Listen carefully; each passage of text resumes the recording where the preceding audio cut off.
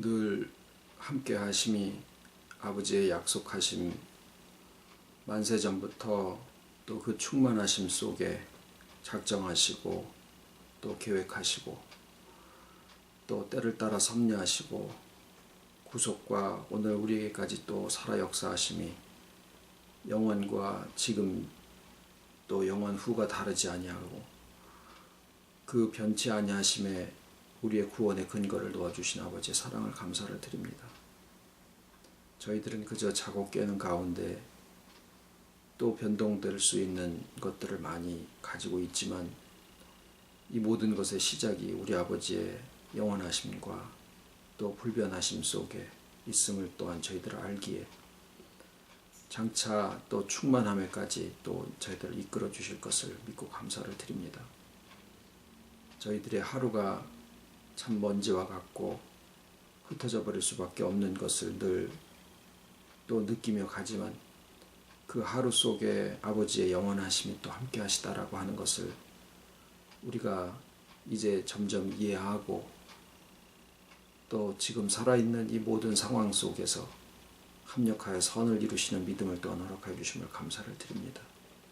이 시간도 지혜의 영을 더하시고 모이는 자리마다 아버지 함께 하셔서 풍성한 시간 되게 해주시옵기를 예수님 이름으로 기도드립니다. 아멘.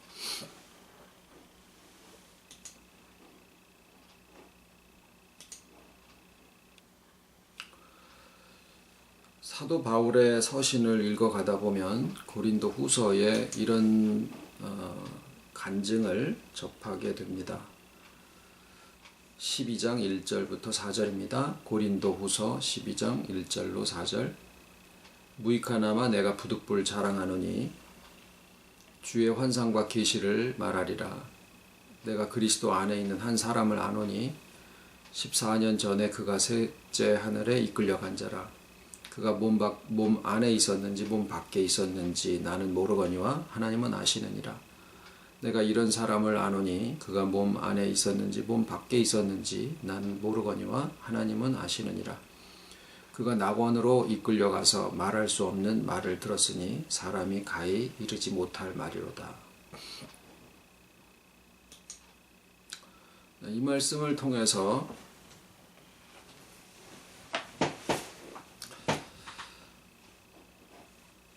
우리가 가는 구원이 몇 개의 단계로 이루어져 있다라든가 아니면은 몸 안에 있었는지 밖에 있었는지 나는 모르지만 하나님은 아시느니라 라는 그 부분을 통해서 사람의 그 정신이라고 할까 인격이 몸에서부터 빠져나오는 유체 이탈 같은 것이 가능하냐 이런 얘기를 이 구절을 근거로 해서 주장되기도 하고 있습니다만은 구원의 단계를 나누는 것이 사람의 마음을 어떻게 혼란시키며 또 결국 높아지고자 하는 바벨탑을 쌓는 그 마음의 본질과 다르지 않아서 그 결과가 어떻게 된다라고 하는 것을 저희들이 확인하고 또 모르지 않는다라고 생각을 합니다. 그래서 우리가 이 구절을 통해서 첫째 하늘이 무엇이며 둘째 하늘이 무엇이며 셋째 하늘이 무엇이며 또는 그 외에 또 무엇이 있느냐 하는 그런 곳으로 우리의 관심을 기울이기보다 좀 다른 접근이 필요하다라는 생각을 합니다. 그리고 사람을 하나님이 창조를 하실 때 흙으로 만드셔서 그 흙을 가진 안에서 하나님의 풍성함을 이루시는 것이 창조의 섭리셨기 때문에 또다시 사람의 정신을 육체에서부터 분리시키려고 하는 그런 유체 이탈이라든가 하는 이런 것들은 결코 복음적이지도 않고 그것은 하나님의 창조의 섭리에 맞지도 않는다라는 생각을 하고 지나가기를 원합니다. 하나님 왜 이런 생각들을 가지게 됐느냐 하면은 육체가 악하다라고 하는 생각에서부터 근본이 시작이 된 건데 그 옛날에 히랍에 있는 철학자들이 사람의 육체는 일종의 감옥과 같아서 사람이 죽을 때 그 속에 있는 정신이 그게 본질인데 자유를 얻게 되고 해방을 얻게 된다라는 이런 이야기들을 했습니다. 그래서 세상은 참 악하고 육체는 감옥이다. 이런 내용과 동서양을 통틀어서 서로 통하는 내용이 되죠. 유체 이탈이니 뭐 이런 얘기들을 하는 것이. 근데 이제 하나님께서는 결코 육체를 악하게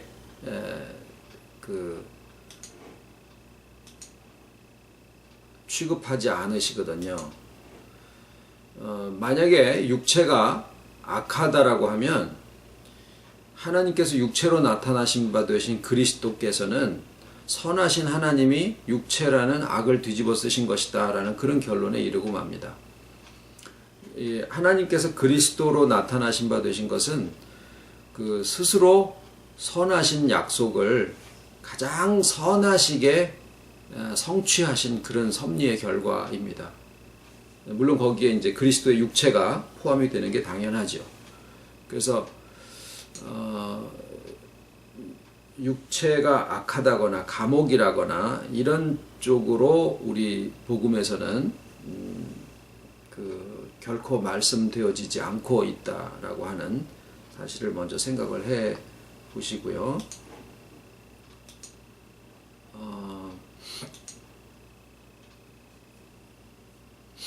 우선은 이 고린도 후서 12장에 있는 셋째 하늘과 또 바울이 들었다고 하는 말할 수 없는 말을 내가 들었노니라고 하면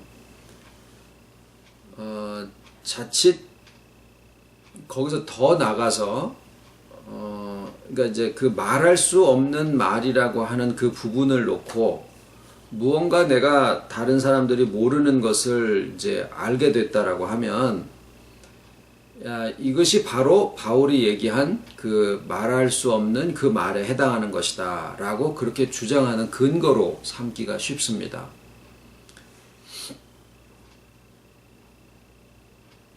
그래서 나한테로 와라 이런 얘기들을 하는 이제 근거로 삼는 경우들이 많은데 당연히 이제 우리의 마음은 이제 표면적으로 이 셋째 하늘이 무엇이며 또 바울이 들었다라고 하는 그 말할 수 없는 말이 도대체 뭘까 이런 것을 이제 궁금해하게 되어지는 것이 일반적으로 사람의 관심들의 방향이 그렇게 되어 있기는 그러는데 오늘 우리가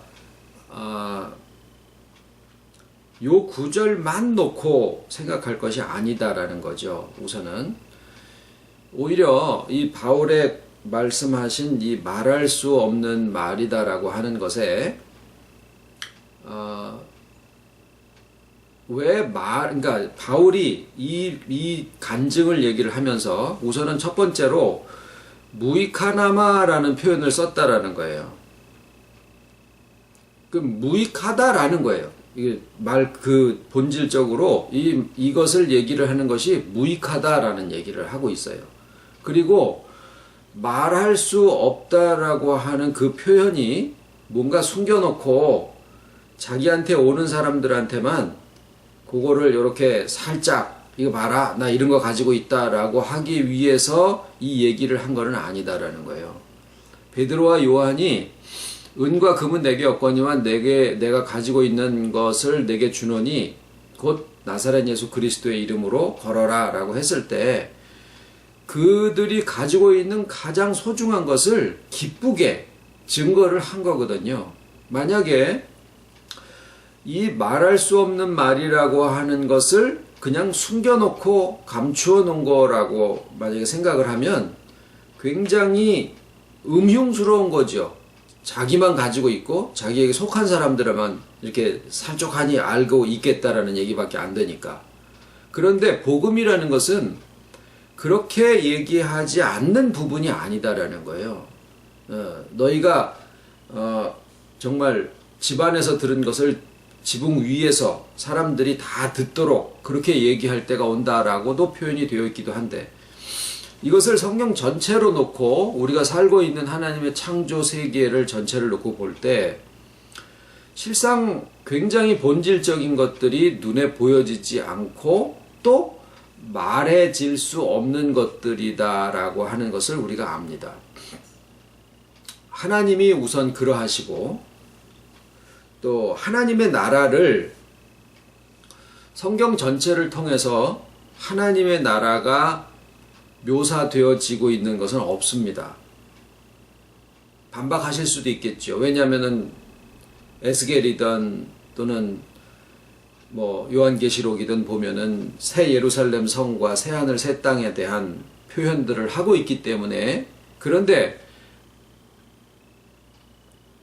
신학자들이 다 공통적으로 하는 얘기가 거기에 나와 있는 금과 은과 보석과 강물과 이런 것들이 실제 물리적인 그런 보석이나 물질이나 이런 어떤 강이 흘러다니는 강이나 이런 것을 얘기하는 것이 아니라 어떤 성도들의 또는 하나님과 성도의 그런 관계, 이런 어떤 보이지 않는 세계에 대한 것을 우리가 살고 있는 보이는 세계의 어떤 대상에게 비유하거나 이렇게 비교해서 그것을 묘사하고 있는 것이다 라고 하는 점에 거의 대부분의 신학자들이 다 동의를 하고 있습니다. 실질적으로 거기에서 사람들이 어느 집에 살며 어떤 생활을 하며 이런 것은 이야기되어지지 않고 있다라는 것이 성경이 얘기하고 있는 하나님의 나라다라는 사실을 우리가 주목을 해봐야 됩니다. 물리적인 세계에 있는 그 에너지라든가 또는 우리 몸속에 있는 생명 같은 것들도 본질상 보여줄 수 있는 그런 그 대상들이 아니다라고 하는 것을 우리가 다 잘 알지요. 생명을 아무리 해부해서 또 에너지를 아무리 분석해서 그것을 따로 끄집어내려고 해도 그것은 그렇게 되어지는 것이 아니다라고 하는 것을 증명을 해냈다, 이런 거예요. 그러니까 수학자들이 어떤 명제는 증명되어질 수 없다라는 사실을 증명했다, 이런 어떤 허무맹랑한 것과 같은 그런 얘기들이 실제 사실이다라는 거죠. 하나님을 볼 수 없다라고 하는 사실을 증명했다. 그건 참이다라는 거죠. 하나님의 나라도 그러한 본질을 가지고 있다라고 하면 오늘 말한 그 사도 바울의 말할 수 없는 말을 들었다라고 하는 것은 자기만 가지고 있겠다라는 생각도 아니고 또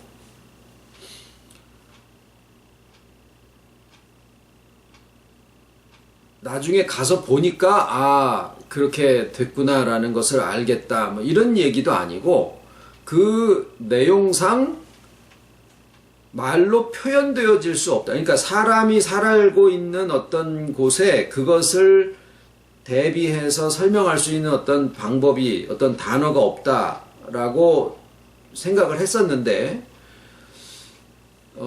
창조주의 지혜로 어떤 시인이나 또 문학하는 사람들의 어떤 언어의 그 예술을 통해서 또는 계시의 믿음을 주셔가지고 사람들의 언어로 그것을 표현을 하시고자 하면 표현 못할 것이 없으리라고 생각을 합니다. 그런데 사도 바울이 말할 수 없는 말이라고 표현한 그 내용은 인간의 세상에 그것을 묘사할 수 있는 어떤 단어나 표현이 없기 때문이 아니라 그 본질 자체가 표현되어지지 않는, 말로 표현되어지지 않는 것이다라고 생각할 수도 있다라는 거예요.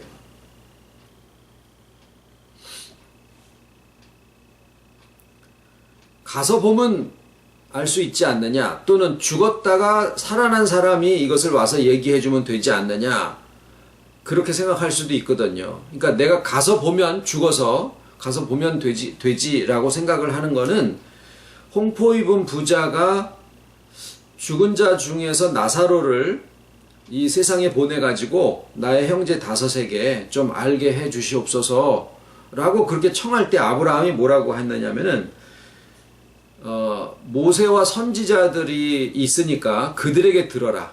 모세와 선지자들에게 듣지 아니하면 비록 죽은 자 가운데서 살아나는 자가 있을지라도 고난을 받지 아니하리라 라고 표현을 합니다. 그러니까 실제로 내가 죽어가서 봐야지 알겠다라고 하는 거라든가, 또는 죽은 자 중에 누가 와서 그것을 설명을 해주면 되지 않겠느냐 라고 생각하는 것도 실상은 성경이 얘기하는 바대로는 아니다라는 거죠. 부정적이라는 거죠. 여기에 모세와 선지자라고 하는 것은 성경 전체, 당시에 신약시대 때 구약 성경 전체를 얘기를 합니다. 그러니까 하나님이 하나님의 나라에 대해서 우리에게 알려주시는 것은 성경에 계시면은 충분하고 족하다라는 얘기를 하시는 거예요. 즉 사도 바울이 그것을 말할 수 없다라고 표현한 것은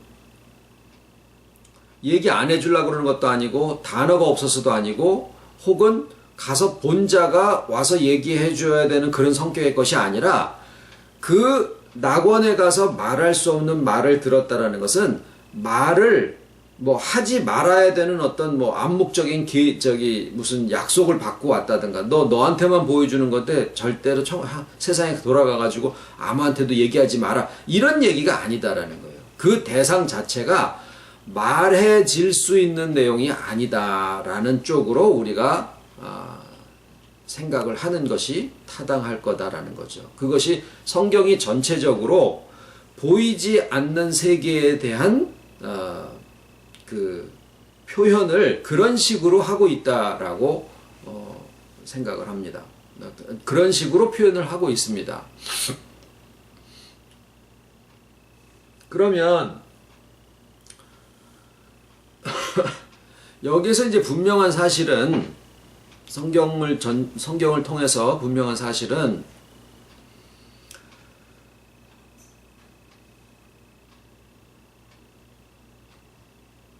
어쩌면 단순하다라고 할 수 있을지 모르겠습니다만은,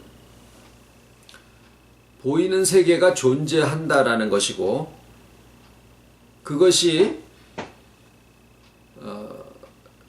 우리가 살아가고 있는 시간을 반으로 뚝 잘라서 지금 우리는 보이는 세계를 살고 있고, 어느 시점 이후에, 죽음이라고 하는 그 시점 이후에 우리는 보이지 아니하는 세계를 살아가게 된다. 이게 아니라 보이는 세계가 있고, 지금 우리가 살고 있고, 보이지 않는 세계가 있는데, 그 보이지 않는 세계를 지금 여기에서부터 우리가 같이 살고 있다라고 하는 사실입니다. 그리고 이 둘의 관계를 성경이 얘기하시기는 히브리서 11장 3절에 믿음으로 모든 세계가 하나님의 말씀으로 지어진 줄을 우리가 아나니 보이는 것은 나타난 것으로 말미암아 된 것이 아니니라. 즉, 세 번째 사실은 보이지 않는 세계가 보이는 세계의 원인이다라는 겁니다. 구약에 보면은 엘리사에 대한 기록이 있는데, 거기에 몸종의 게하시라는 사람이 있었어요. 이 사람이 정말 답답하게 물건을 갖다 감추기도 하고, 또 너무 두려워하기도 하고, 막 이래 하니까 엘리사가 기도를 해서 게하시의 눈이 열렸죠. 그래서 보니까 온 산을 다 둘러서 여호와의 천군 천사가 막 그냥 진을 치고 있는 것을 봤습니다.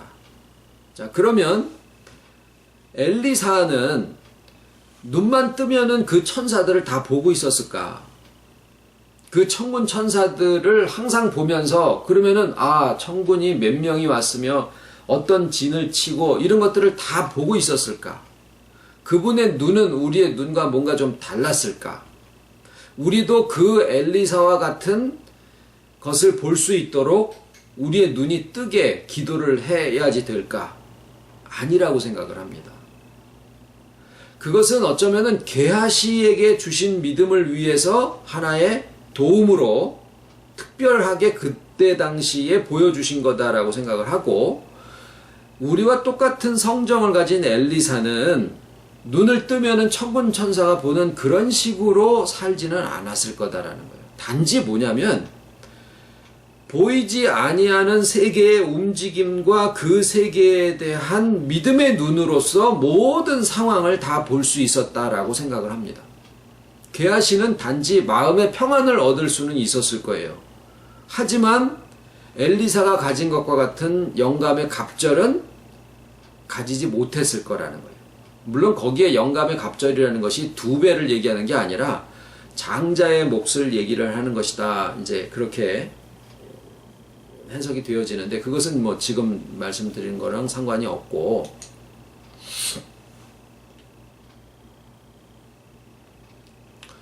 그래서 우리가 이 고린도 후서 12장이라든가 또 성경과 우리의 신앙 전체를 놓고 볼 때 게하시가 본 것과 같은 그러한 지금 시대에 주어지는 어떤 계시나 환상 같은 것을 우리가 바랄 것이 아니라 우리가 말씀을 통해서 얻기를 원하고 또 복음이 우리에게 성경이 우리에게 제공하고자 하는 참된 믿음은 엘리사가 우리와 똑같은 성정을 가진 사람으로서 분명히 믿음의 눈으로서 모든 것을 보고 그 능력 속에서 살았다라고 하는 사실입니다. 그것이 엘리사에게는 실상이었다라는 거죠. 그래서 우리가 틀림없이 보이는 세계를 살아가고 있기 때문에 보이는 세계의 것을 보고 움직이고 그것에 따라서 마음이 오르락내리락 할 수도 있고 기쁘기도 하고 슬프기도 하고 이렇게 되어지는 것이 당연한데, 우리가 믿음을 가진다라고 하는 것은 결국 보이지 않는 세계에 대한 실상을, 그것을 진짜 실상으로 우리의 마음의 눈에서 믿음의 눈으로 보고 살아간다라는 거예요.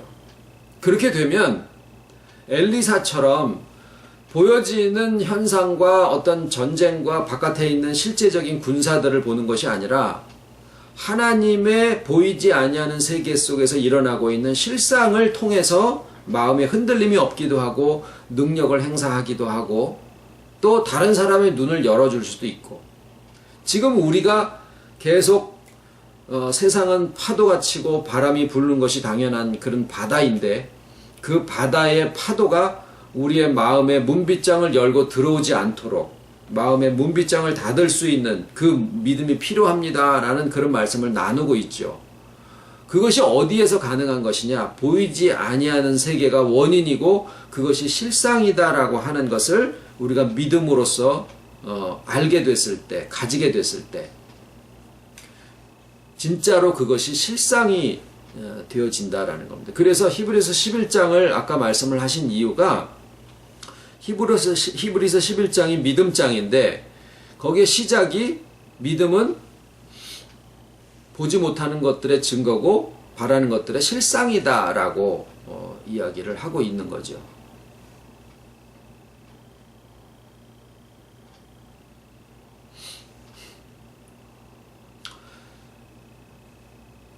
믿지 않는 사람이 자살을 하거나 죽으면,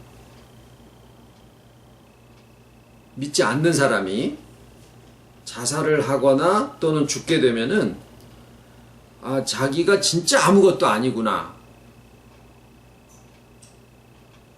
그것을 알게 될 거고, 믿는 사람이 자살을 하게 되면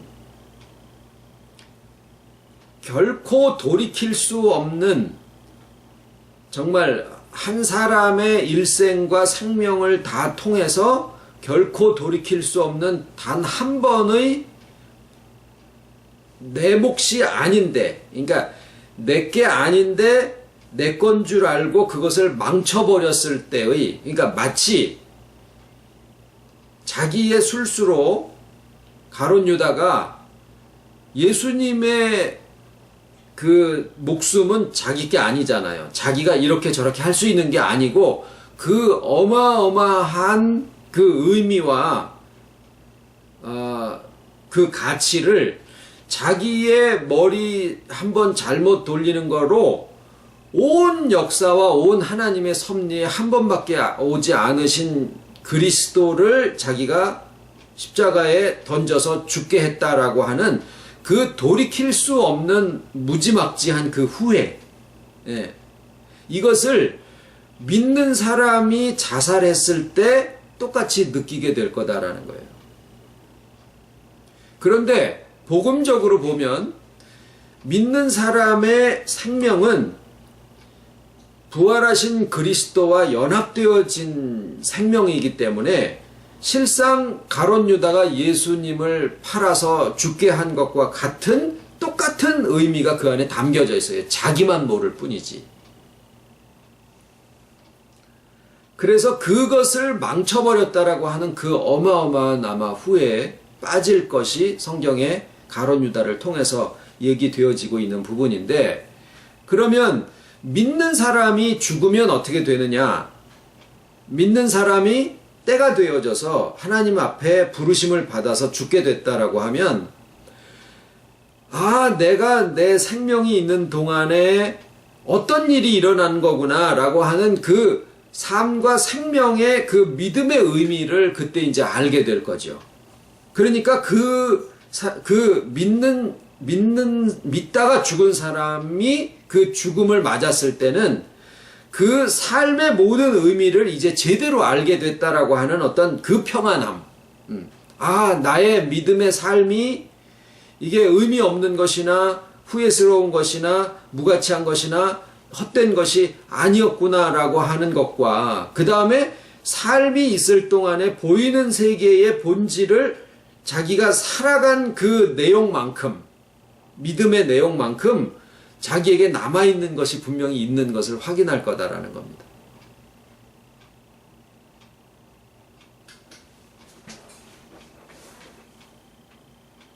단지 그러니까 이런 믿음의 눈을 우리가 가지고 지금 믿음 안에서 살아가는 것인데, 크고 작고 사람의 모양이 다른 것처럼 그 사람이 가지고 있는 하나님에 대한 인식도 다 차이가 있을 테고, 자기가 자기를 인식하는 것도 말씀은 하나지만은 그것을 얼마만큼 자기가 받아들이고 인식하느냐 하는 것은 다 같지 않을 수도 있습니다만은, 어쨌거나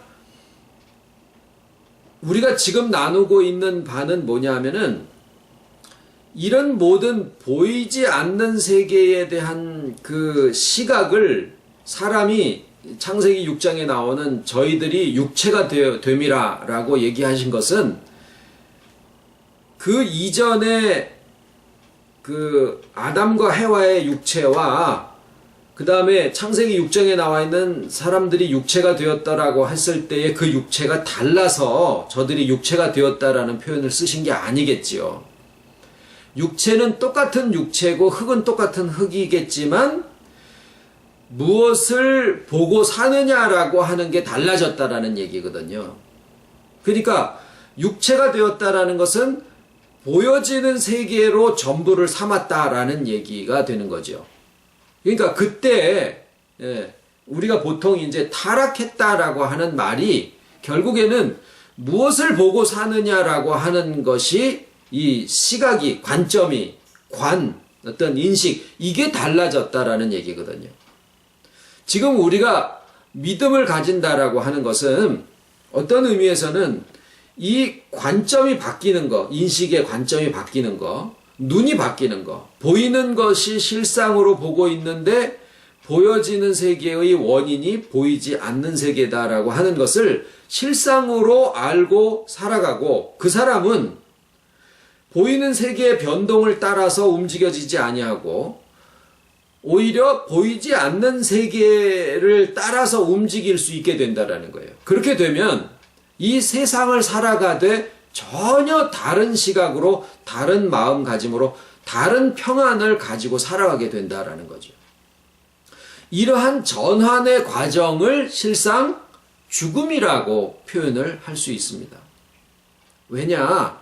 사람이 육체적으로 죽음이라는 현상을 통과하게 될 때 그 사람이 모든 것을 보이지 않는 것이 실상이다라고 하는 것을 그때 이제 비로소 확신하게 되는 거거든요. 그러면 우리가 지금 육체로서 살아가고 있을 때 우리의 관점과 시각이 지금 보이지 않는 세계를 보는 눈으로 바뀌어지게 된다라고 하면 우리는 그 죽음이라고 하는 현상을 우리가 지금 살고 있는 과정에서 이것을 경험을 하면서 그것을 겪고 가고 있기 때문에 실제적으로 육체적인 죽음이라는 현상을 우리가 맞게 되더라고 하더라도 그것이 그렇게 우리한테 새삼스러운 변동이 아닐 수 있다라는 거예요. 단지 무언가 더 알고 더 회복하지 못하고 가는 것에 대한 아쉬움이 있을 수 있겠죠. 그래서 바울이 죽음이라고 하는 관제와 같이 내가 이제 주 앞에 갈 때가 가까웠는데 뭐 이런 표현들이 있잖아요. 그런 죽음이라고 하는 그 현상을 앞에다가 놔두고 당황해하지 않고 오히려 담대하게 내가 나 개인적으로 보면은 몸을 벗고 주와 함께 거하는 것이 내 소원이지만 너희들을 위해서 내가 여기에 있는 것이 더 유익이다 라고 표현을 할 수 있는 데까지 얼마만큼 보이지 않는 세계를 실상으로 알고 보고 그 세계의 움직임을 따라서 살았길래 자기의 죽음이라고 하는 것을 앞에다가 놔두고도 그런 얘기를 할 수 있었을까?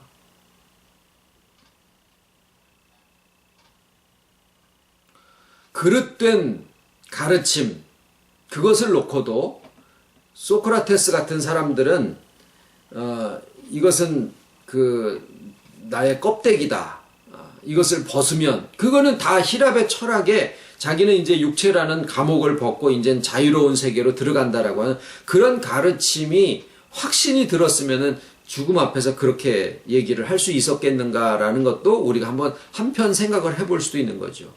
그런데 그것은 정말 하나님을 모르는 하나님을 떠난 자의 헛된 가르침 속에서 나온 철학적 그 산물이기 때문에 그 사람은 죽음을 맞았을 때 결국 내가 아무것도 아니구나라고 하는 그 어둠밖에 가질 수가 없었을 거겠지만 사도 바울이 이 세상에서 분명하게 보고 살았던 것은 엘리사가 본 것과 같은 그런 믿음의 눈으로 보이지 않는 세계의 움직임을 봤었더라라는 거예요. 지금 드리는 말씀이 중요한 것은 우리가 지금 나누고 있는 말씀이 엘리사가 알고 있었던 믿음의 복음과 사도 바울의 복음과 결코 다르지 않다라는 거예요. 우리가 지금 고린도후서 12장을 나눌 때 어떤 게하시가 봤던 것과 같은 그런 신비의 세계라든가 우리도 지금 육체에 있지만 육체 바깥에 나가서 뭔가 말할 수 없는 낙원에 대한 것을 우리가 눈으로 보기를 원한다든가 이런 쪽으로 우리가 어떤 새로운 계시 아닌 어떤 다른 것들을 바라고 있는 것이 아니다라는 거죠. 우리가 높아지기 위해서 이 말씀을 사용하는 것도 아니다라는 거죠. 단지 우리는 우리에게 주신 성경이라고 하는 완전한 하나의 계시를 우리가 받았기 때문에 이제 우리가 바라는 것은 신비스러운 것을 바라는 것이 아니라 우리가 살고 있는 육체의 삶 속에 보이지 아니하는 세계가 실상으로서 움직이고 그것을 통해 그것이 움직이는 것을 따라서 보이는 세계가 마치 그 슬라이드를 틀으면은 프로젝터를 틀으면은 실체가 안에서 움직이니까 그것을 따라서 바깥에 막 화면이 영화처럼 이렇게 움직이고 그러는 것처럼 우리의 실상인 보이지 아니하는 세계가 움직이기 때문에 그것을 따라서 바깥에 있는 것들이 움직이고 있다라고 하는 것을 우리가 알게 된다는 거죠. 그 믿음의 눈이 우리 안에 생겨지게 되었고 그것이 점점 실상화되어지고 있다는 거예요. 개인적인 영적인 의미에서 볼 때는 우리가 지금 죽음이라고 하는 현상이 주는 실질적인 믿는 사람에게 죽음이라는 현상이 실질적으로 주고 있는 그 의미가 우리한테 우리의 삶에 오늘이라고 하는 삶에 실제적으로 지금 적용되어지고 있다라는 사실을 우리가 알 수 있다라는 겁니다. 그게 뭐냐면 인식이 바뀌는 것, 관점이 바뀌는 것, 보이는 세계와 보이지 아니하는 세계를 점점 우리가 확실하게 알게 되어지고 그것을 따라서 옛날에 갖고 있었던 죽음이라고 하는 현상이 점점 두려움이 없어지고 놀라움으로 그것을 바라보는 게 아니라 하나의 그냥 과정처럼도 우리가 생각되어질 수 있다라는 거예요. 그리고 그것을 바라보는 그 마음과 지금 오늘을 살아가고 있는 마음이 그렇게 다르지 않은 그러한 오늘을 우리가 점점 살아갈 수 있다라는 거죠. 그래서 주님이 말씀하신 무릇 살아서 나를 믿는 자는 영원히 죽지 아니하리라 라고 말씀하신 내용이 결국 무엇을 얘기하시느냐면 보이지 아니하는 세계의 실상을 말씀을 하신 거기 때문에 이런 면에서 믿는 자들에게는 진정한 의미로서의 종말은 없다라고 우리가 얘기를 할 수 있는 겁니다.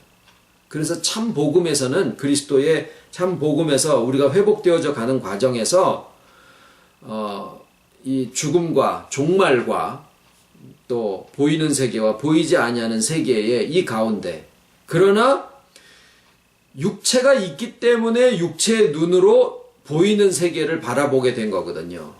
육체가 있기 때문에 자기가 불완전하다라는 생각을 하게 된 거고 육체가 있다라고 하는 사실이 인식되어지면서 하나님에게서부터 떨어져 나오게 되는 것이고 그래서 우리가 이 보이는 세계에 치중하고 육체로 정말 떨어졌다라고 우리가 얘기를 할 수 있죠. 그렇게 된 데서부터 믿음의 눈으로 바뀌어져 가는 과정은 어디에서밖에 가능하지 않으냐?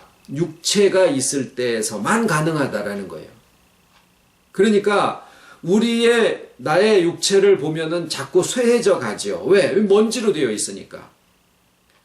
그런데 그 쇠해져 가는 것을 따라서만 생각해 보게 되면은 내가 지금 나이가 50이 됐구나, 60이 됐구나. 이것을 자꾸 인식하게 될 수밖에 없고 몸이 옛날 같지 않아. 그거는 20대에도 마찬가지요. 항상 몸은 옛날 같지 않았었거든요.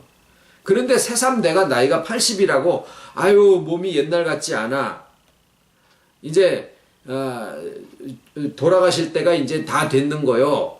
이거는 내가 이제 어서 빨리 육체를 벗고 주님 앞에 가기를 원해. 이 얘기를 하는 게 아니라 육체로 떨어져 버린 자의 그 습관적인 말들, 그러니까 육체로 보이는 세계만으로 전부를 삼고 그게 실상인 줄 알고 사는 자들이 하고 있는 말이 내 안에서 나오고 있는 거다라는 거를 깨달으셔야 돼요. 그래서 분명히 우리의 육체가 점점 쇠해지는 것은 사실입니다.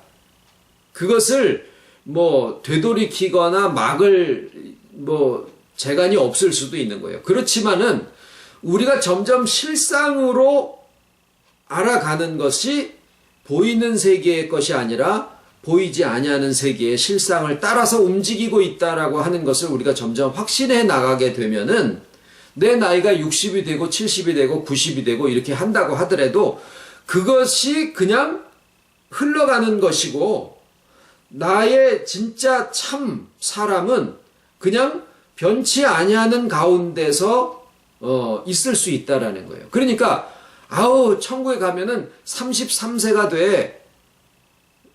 그것이 육체가 다시 뺀뺀해지고 말이죠. 이렇게 되는 것만을 33세로 생각을 하는데 자기 마음은 벌써 여기에 있는 동안에서부터 벌써 나이가 80이고 90이고 꼬부랑 할머니 할아버지가 되어 있다라는 게 문제라는 거예요. 우리가 지금 여기에 있을 때 내 나이가 60이 됐든 70이 됐든 33세라는 것은 내 속사람이 33세여야지 되지 않겠느냐라는 생각을 한번 해보시기 바랍니다. 그것은 언제 가능하는 것이냐? 빨리 죽어서 천국 가서 아버지 앞에 가야지. 거기 가면은 무슨 약이 좋으니까 33세로 바꿔주겠지. 다 뭐냐면 육체에 대한 생각을 하고 있는 것 뿐이에요. 우리의 속사람이 주님과 같은 그러한 늘 새롭고 충만한 어린 나이와 같은데 정말 충만한 그러한 심령으로 되는 것이 언제 가능하느냐? 우리의 눈이 보이지 아니하는 세계가 실상이다라고 하는 것을 점점 알아가고 있을 때 의미적으로는 죽음이지만 실상 이루어지는 면으로 보면은 새로워지는 거예요. 그래서 요것을 아무리 얘기를 해줘도 알 수가 없는 거예요. 내가 실제로 나의 눈이 바뀌어서 그것이 나에게 실상이 되어지기 전에는 아무리 얘기를 해준들 그걸로 해서 되는 게 아니다라는 거죠. 그러니까 그런 면으로 아까 고린도후서 12장을 바라보면은 이게 무익하다라고 얘기를 한 것도 이해가 되고 말할 수 없는 말을 들었다라고 하는 것도 이해가 될 수 있다라는 거죠. 어찌됐거나 한번 가서 보고 왔더니 그렇구나. 이런 체험이 우리에게 실상 필요한 게 아니라 우리의 오늘이라고 하는 하루가 먼지처럼 계속 지나가고 있는 동안에 아버지는 끊임없이 우리에게 새롭게 하시고 회복시켜 주시는 역사를 하시고 그 가운데 충만시켜 주시는 역사를 하고 계시다라고 하는 것을 우리가 알면 보이지 아니하는 세계에 대한 믿음이 점점 생겨지면서 회복이 되면서 하나님에 대한 것과 높은 것을 바라지 아니하고 나 있는 것을 그대로 바라면서 그 안에서 생명이 점점 자라가게 되면 육체가 온전해지는 게 아니라 주님이 우리 안에서 점점 온전해지는 믿음으로 바라보게 되어질 때 보이지 않는 실상을 우리가 실상으로 우리가 알게 되고 그러면은 그 보이지 않는 실상이 실제로 우리 안에서 움직여지는 것을 보고 그것을 따라서 나의 감정이든 평안이든 생활이든 모든 것들이 신앙이든 움직여질 수 있게 될 때 그때 정말 말할 수 없는 그 말이 무엇인지 우리도 그 말을 이해하고 할 수 있을 거다라고 생각을 합니다. 주기도문으로 마치겠습니다.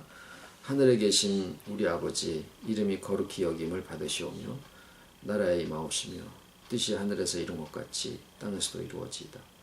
오늘날 우리에게 일용할 양식을 주옵시고 우리가 우리에게 죄 지은 자를 사하여 준 것 같이 우리 죄를 사하여 주옵시고 우리를 시험에 들게 하지 마옵시고 다만 악에서 구하옵소서. 나라와 권세와 영광이 아버지께 영원히 있사옵나이다. 아멘.